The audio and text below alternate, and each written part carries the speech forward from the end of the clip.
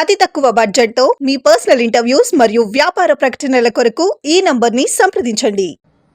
ఆహా, ఏంటి ఈ డ్రామా?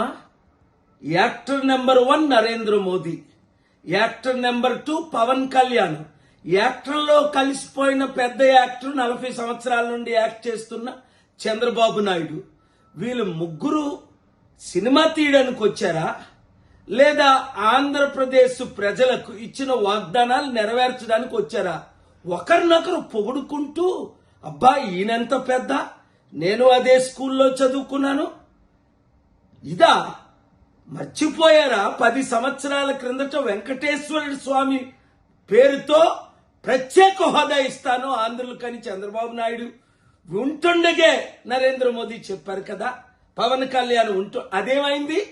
6 కోట్లు ప్రజలు మట్టి గారిపోయింది. అప్పుడేమో మట్టి తీసుకొచ్చారు, నీళ్లు తీసుకొచ్చారు, ఇప్పుడేమో రిమోట్ కంట్రోల్ తీసుకొచ్చారు ఏదో చేసినట్టు. విశాఖపట్నం స్టీల్ ప్లాంట్ నీరు గారిపోతుంటే కనీసం ఇదిగో మేము 10,000 కోట్లు ఇస్తాం, నెలకి దీన్ని పెర్మనెంట్ చేస్తాం, ఇచ్చిన వాగ్దానాలు 2 కోట్ల ఉద్యోగాలు ఇస్తానన్నారు, ఇచ్చారా?